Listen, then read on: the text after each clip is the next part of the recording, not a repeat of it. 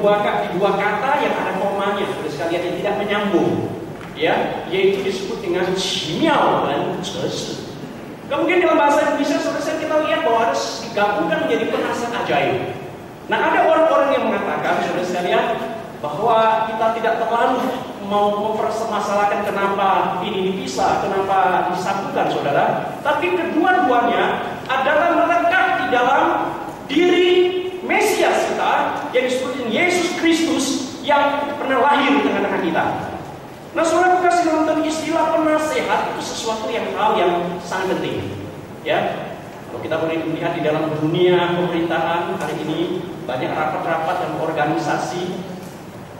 Penasehat itu seorang yang memberikan masukan, memberikan pendapat, memberikan usulan-usulan yang sangat bermanfaat, yang dianggap bermanfaat itu akhirnya menjadi suatu pertimbangan, menjadi suatu keputusan untuk melakukan sesuatu, sehingga sesuatu dilakukan ini bermanfaat dan bisa menolong di dalam penyelesaian banyak masalah. Dan ajaib, saudara sekalian, tentunya itu bukan sesuatu yang aneh-aneh. Seorang bernama Jenny mengatakan bahwa ajaib, Yesus Kristus ajaib, pengertian di sini bukan berarti yang aneh-aneh. Saudara sekalian tahu yang aneh-aneh. Beberapa saat yang lalu, saudara kasih dalam Tuhan, ada satu wawancara membahas tentang ujian negara nasional, apakah ini perlu atau tidak, ya, karena banyak dengan ujian nasional, banyak orang-orang mengalami, banyak murid-murid, orang-orang tua murid mengalami stres, saudara. Dan kemudian ada satu orang mengatakan, kenapa ada usulan-usulan untuk menghapuskan, kalau bisa menghapuskan ujian nasional itu? Lalu dikatakan begini, saudara, hari ini anak-anak mengalami ujian itu mengalami stres sekali. Bahkan ada orang-orang mengalami kerasukan atau kesurupan, saudara sekalian. Dan kemudian saudara membawa orang-orang tua menjadi stres. Dan orang tua yang stres ketika anaknya akan menghadapi ujian, lalu sampai datang kepada dukun-dukun, ahli-ahli jampi, saudara sekalian, membawa pensil-pensil yang akan dibawa waktu ujian itu, saudara, dijampi-jampi, sehingga diharapkan pada waktu anaknya mengisi ujian itu, semuanya lancar, akan nilai A semuanya, begitu kan? Wah, sampai kayak gitu, saudara sekalian, ya. Nah, dunia hari ini, saudara sekalian, banyak orang-orang punya berbagai masalah-masalah, mereka datang kepada penasihat. Ada orang-orang ingin kaya, saudara, mereka datang kepada ahli-ahli, dan lalu mereka mengatakan bisa uang kertas yang putih ini dijampi-jampi, didoakan dan apa-apa, tahu-tahu bisa muncul link, ada 10, ada 1 isinya, di belakangnya nolnya 5, gitu ya. Tahu-tahu nanti bisa menjadi 100.000, tahu-tahu menjadi 1 juta lagi, tumpukannya dan sebagainya. Nah, saudara, banyak orang-orang di tengah-tengah dunia, baik dalam dunia politik, maupun dalam dunia organisasi, di dalam dunia kehidupan nyata, secara psikologi yang dihadapi banyak orang, saudara. Saya katakan penasihat ini, konselor ini, saudara, banyak dibutuhkan di tengah-tengah zaman ini. Baik di negara barat maupun di negara timur, saudara sekalian, banyak orang-orang yang mengharapkan ada seorang penasihat yang bisa menyelesaikan pergumulan masalah-masalahnya. Nah, saudara, kasih dalam Tuhan, ketika Yesaya menubuatkan tentang Yesus, Mesias, pribadi Yesus Kristus yang ditujukan itu, yang akan datang, dia adalah sebagai seorang penasihat yang ajaib, saudara sekalian. Ada latar belakang yang membuat Nabi Yesaya untuk menyampaikan hal ini, mempertegaskan kembali, menyampaikan kebenaran ini kepada bangsa, umatnya pada waktu itu. Saudara, pada waktu itu dikatakan, saudara, saya baca beberapa ayat tadi, itu suasana bangsa Israel mengalami dengan the darkness of sin, merupakan suatu kegelapan dosa yang meliputi kehidupan bangsa itu. Baik itu umatnya, baik itu pemimpin-pemimpinnya, saudara sekalian, mengalami berbagai tentang kegelapan dosa itu. Nah, kegelapan dosa itu, saudara, terwujud dalam 3 hal, saudara sekalian. The darkness of oppression adalah suatu penawaran bangsa-bangsa. Tuhan akhirnya izinkan bangsa-bangsa Asyur menjajah mereka, sehingga mereka ditaruh di tempat pengasingan. Dan mereka dalam keadaan lapar, mereka di dalam keadaan susah, di dalam keadaan takut, dan mereka tidak pernah membayangkan hal itu. Kedua, saudara sekalian, di dalam kegelapan dosa itu wujud dalam the darkness of idolatry, saudara sekalian, ya. Mereka itu penyembahan berhala. Makanya tak heran ternyata mereka itu minta datang kepada peramal-peramal yang tadi saya bacakan itu dalam Yesaya pasal 8 tadi. Mereka datang kepada peramal-peramal arwah, kepada penuju-penuju, orang arwah-arwah, orang-orang mati dan sebagainya. Tapi sesuatu hal yang sangat tidak masuk akal dan mereka lakukan.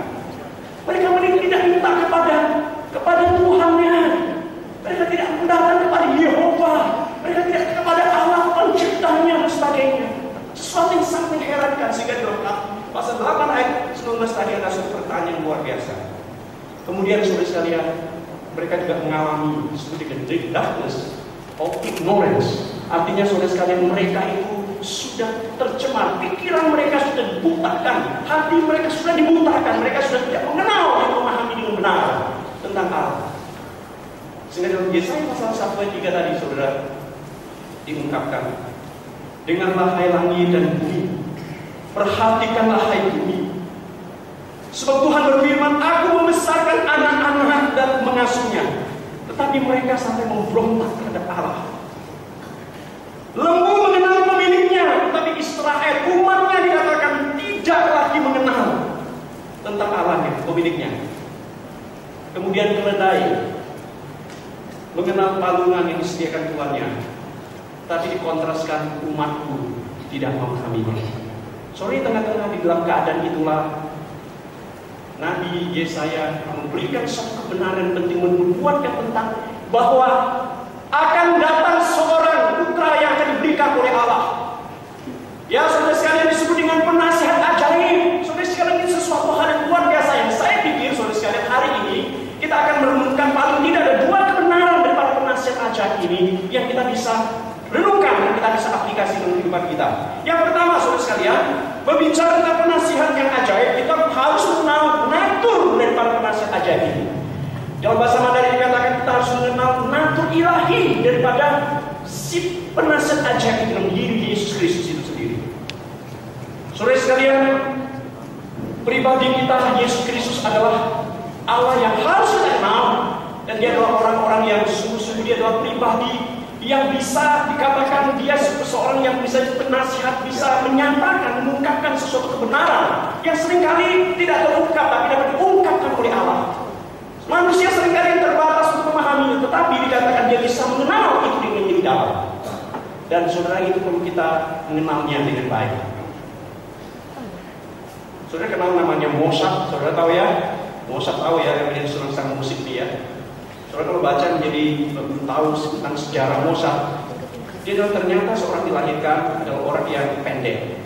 Ya, pada waktu dilahirkan dan kemudian bertumbuh, mamanya sangat sedih sekali. Dan anak yang dilahirkan itu sebenarnya anaknya pendek sekali.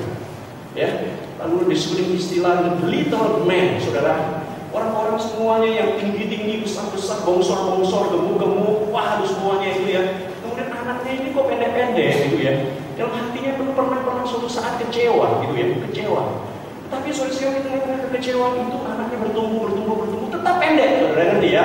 Ya, pendek dipikir orang bisa panjang, bisa tinggi gitu kan? Ternyata tetap pendek, kecewa saudara. Tetapi saudara, ternyata anak itu sangat jenius sekali di dalam musikal dan musik dan sebagainya yang kita kenal dengan disebut Mozart. Di dalam usia muda sekali saudara diberikan talenta dan karunia yang luar biasa saudara. Dan akhirnya saudara, di dalam satu pentas dia dipuji luar biasa. Dia mengisahkan Mozart itu menghasilkan karyanya yang luar biasa saudara. Dan kemudian lagu-lagu dinyanyikan, kemudian membuat negara itu menjadi gempar dan sebagainya. Semua orang mengenal Mozart. Dan hari ini saudara sekalian, kita pun sebagian kita juga mengenal sejarah Mozart. Di dalam masa-masa penampilan itu saudara, mamanya pernah berkata kepada orang lain, kepada Mozart dan kepada orang-orang lain.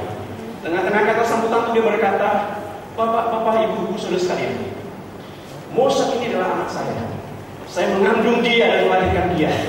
Tapi ketika di dalam pertumbuhan perjalanannya, saya hanya tahu dia adalah the little man, adalah seorang yang pendek. Dalam pikiran saya hanya saya tahu bahwa dia adalah orang-orang yang tidak terlalu berguna bagi orang lain, saudara sekalian. Tidak dibandingkan ini dan sebagainya.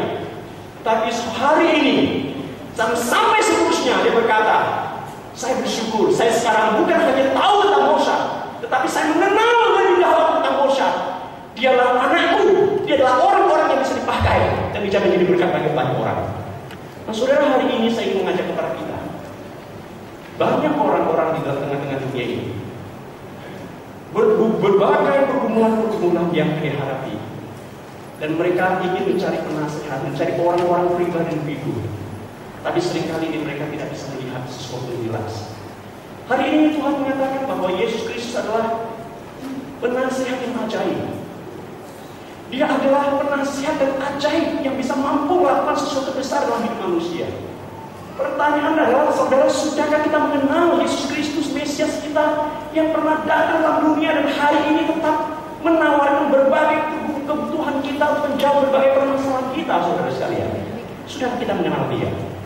Nah, di dalam mengenal penasihat ajaib di Penatur yang kita kenal ada dua kualitas karakteristik yang harus kita kenal. Yang pertama, saudara, dikatakan di dalam Kolose pasal 2 dan 3, saudara perlu baca, dikatakan bahwa penasihat ajaib ini dia adalah penuh dengan hikmat, dia penuh dengan pengetahuan yang benar, saudara sekalian. Inilah Yesus Kristus. Ya, dia penasihat. Dia kenapa bisa menjadi penasihat ajaib? Karena dia punya natur, dia ada natur ilah yang luar biasa yang punya hikmat. Hari ini manusia punya hikmat, tapi hikmat manusia sangat terbatas.